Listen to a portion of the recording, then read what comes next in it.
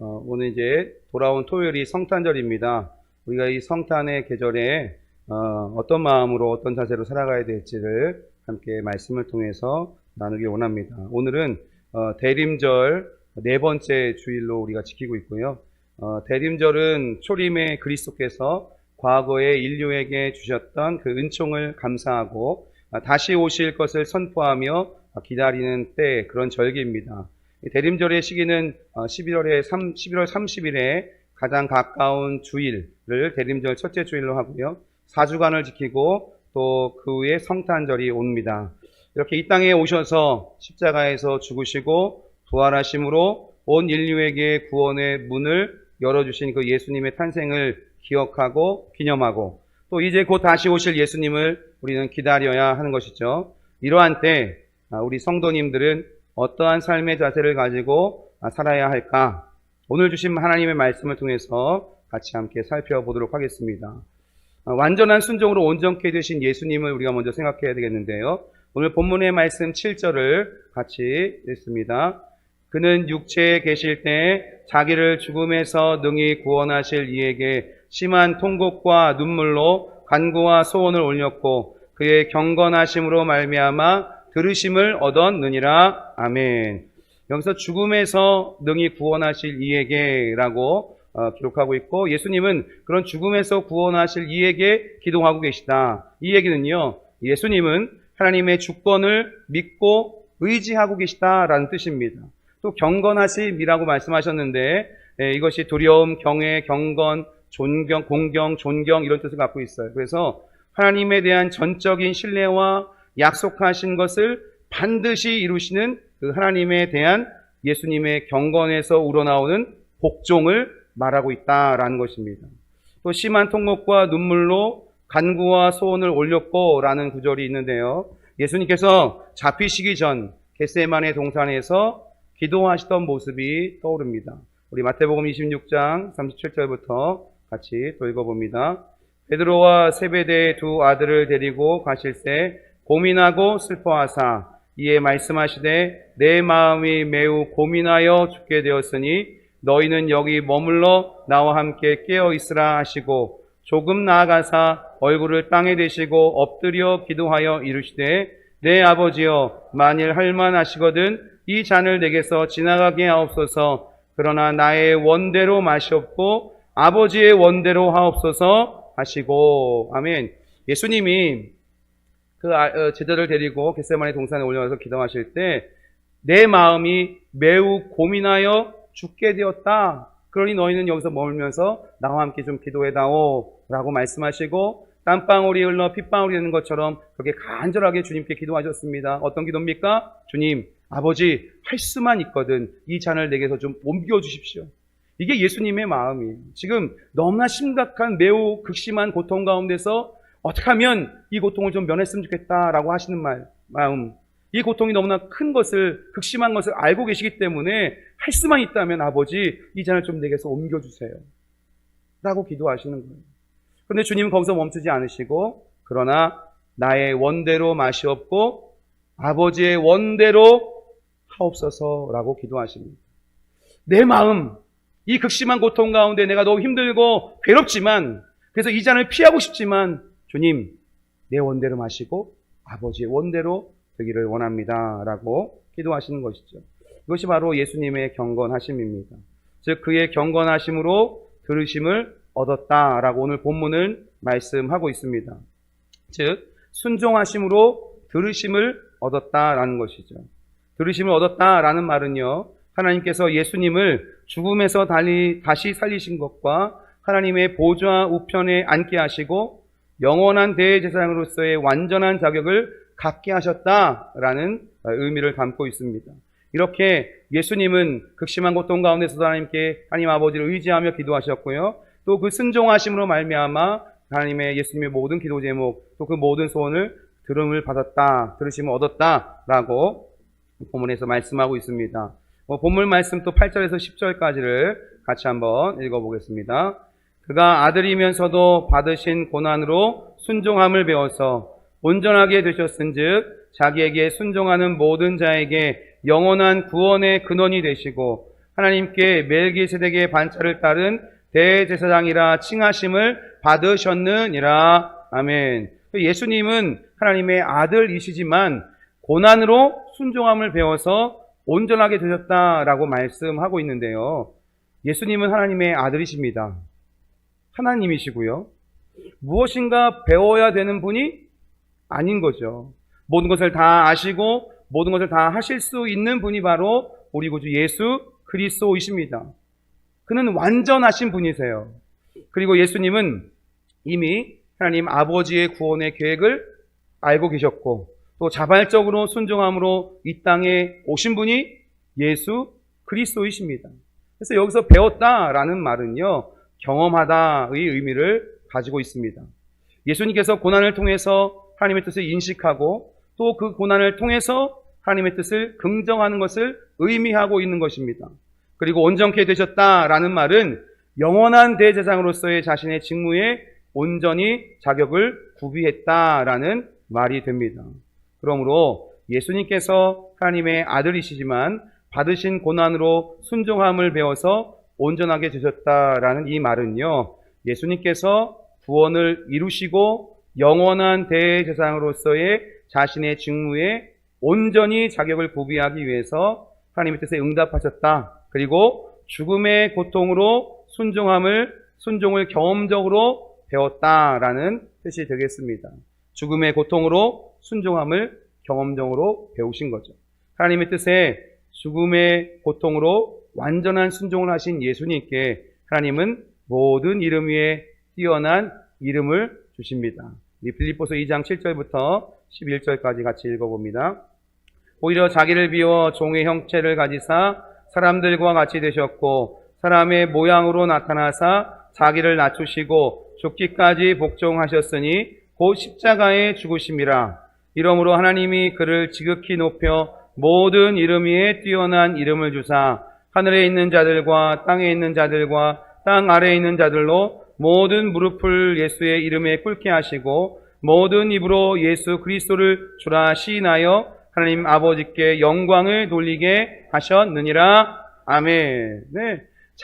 오히려 자기를 비워서 종의 형체를 가지셨습니다. 하나님의 본체이신 주님께서 사람과 같이 되셨고요. 사람의 모양을 나타내셔서 자기를 낮추시고 죽기까지 복종하셨습니다. 그래서 십자가에 달려 죽으셨습니다.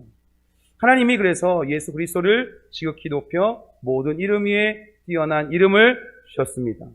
예수님의 순종함으로 얻으신 놀라운 하나님의 은혜인 것이죠. 예수님은 이렇게 하나님의 뜻에 순종하는 분이십니다. 그래서 자기에게 순종하는 모든 자들, 곧 그의 본보기를 따르며 그를 신뢰하는 사람들의 모범이시라는 거죠. 믿음의 주요 온전케 하시는 주, 또 순종의 본이시기도 하신 것입니다. 우리가 그 순종의 본을 따라가는 저와 여러분이 되셔야 될 줄 믿습니다.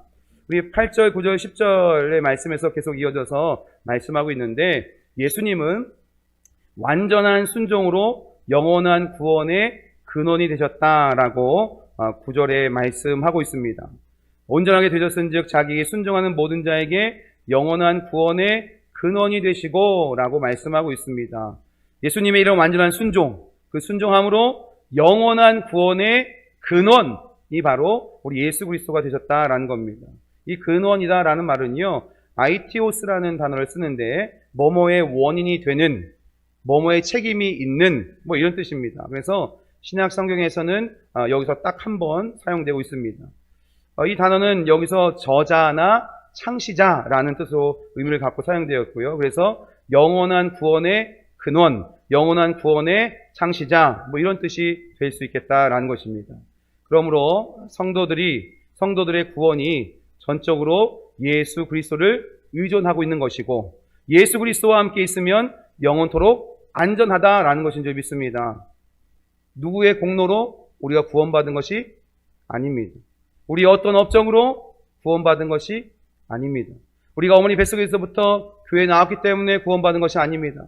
우리가 몇 년 이상 교회 다녔기 때문에 구원받은 것도 아니고요. 우리가 얼마만큼 헌금을 했기 때문에 구원받은 것도 아니고 우리가 얼마만큼의 봉사를 했기 때문에 구원받은 것이 절대 아닙니다. 구원은 전적으로 주님의 은혜이고 예수 그리스도를 통해서 우리에게 주어지는 은혜인 줄 믿습니다. 또한 그 주님은 우리를 구원하셨을 뿐만 아니라 우리를 책임져 주시는 분이다 라는 이야기를 지금 하고 있는 것이죠. 주님 안에 거하는 것, 주님과 함께하는 것, 이것이 가장 안전한 줄 믿습니다. 그래서 예수님은요, 성도들을 위해서 영원한 구원의 책임을 맡고 계시는 분이시다라는 것입니다. 이렇게 예수님은 죽음의 고통으로 순종을 경험적으로 배우셨고요. 순종함으로 들으심을 얻으셨으며 완전한 순종으로 영원한 구원의 근원이 되셨다라는 것입니다. 그러면 우리는 어떻게 될까요?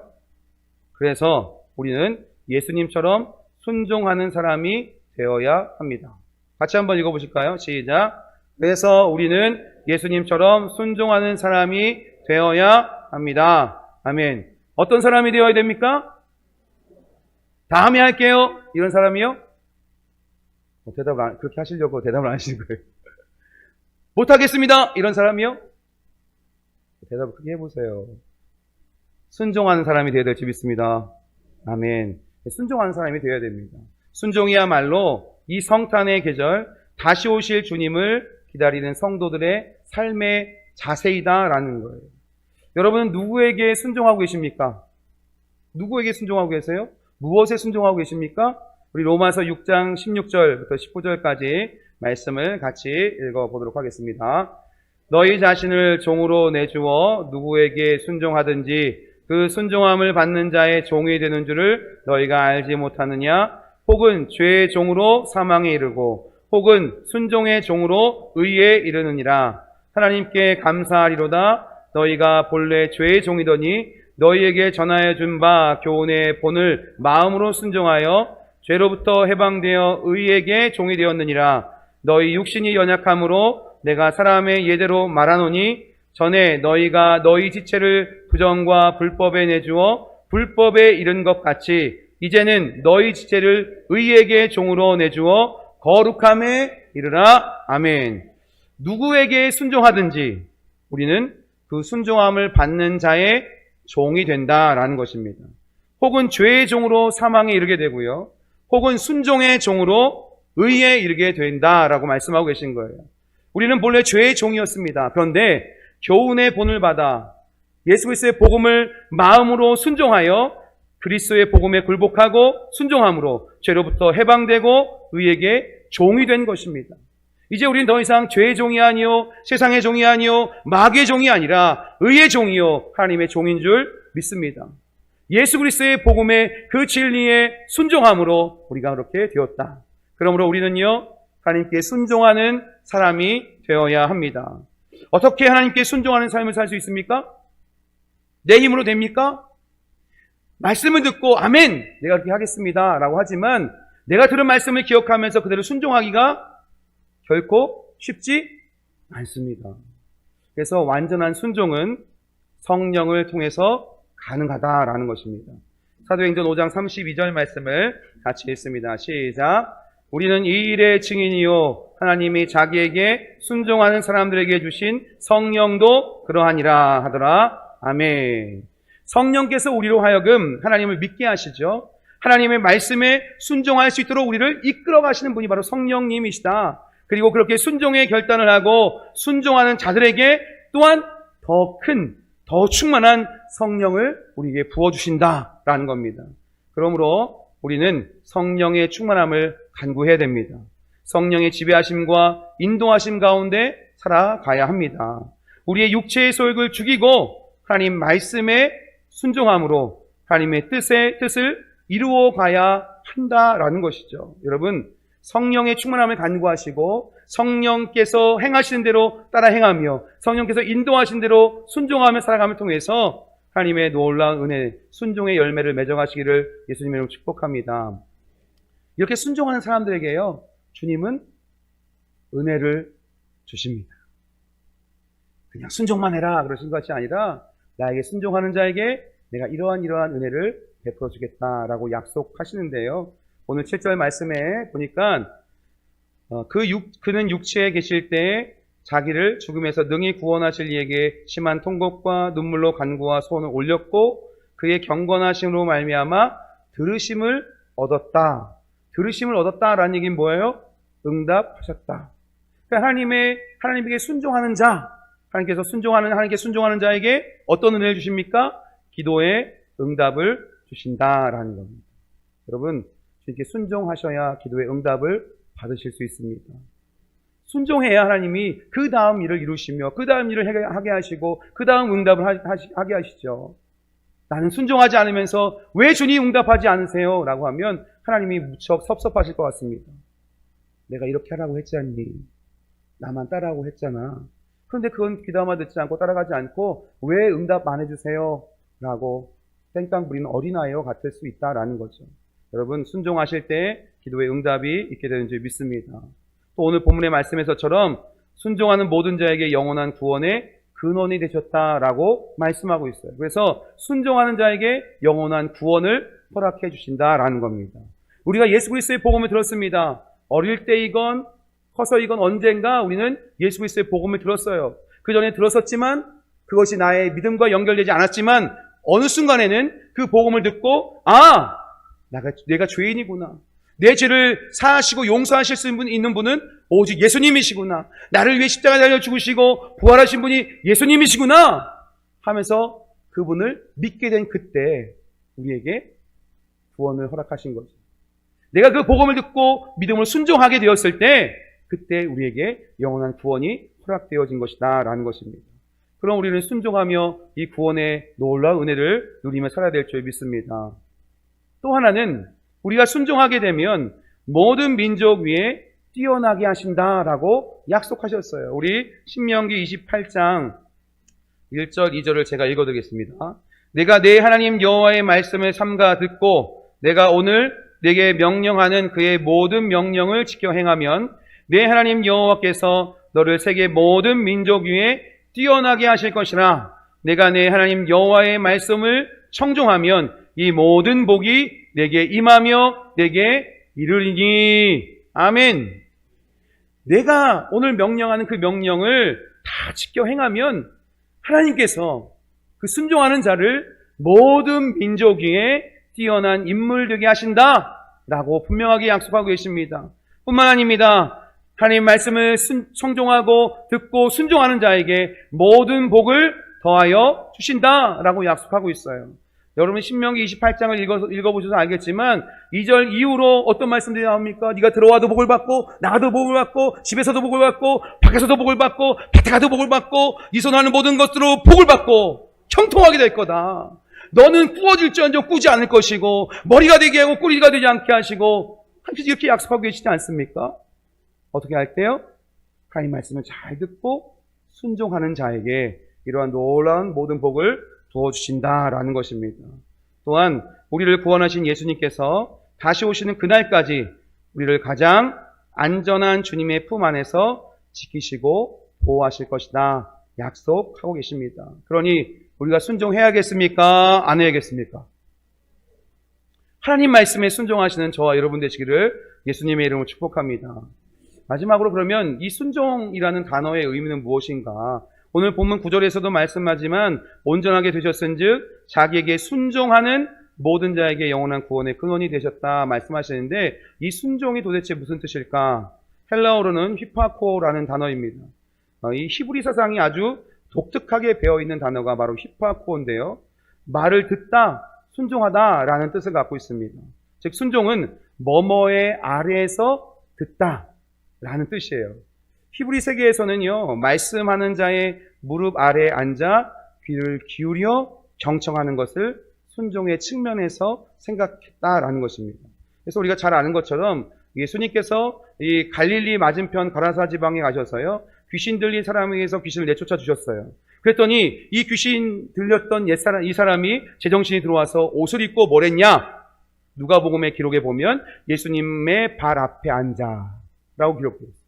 그리고 예수님, 저도 예수님과 함께 있게 해주세요 라고 주님께 간구하는 내용이 나옵니다. 예수님의 발 앞에 앉아 귀신에게 사로잡혀서 귀신의 종로로 됐던 이 사람이 이제 예수님의 종이 되어서 예수님의 발 앞에 앉아 예수님 말씀에 귀를 기울이고 그 말씀을 따라가는 순종의 사람으로 변화되었다는 거죠. 또 하나의 말씀이 있죠.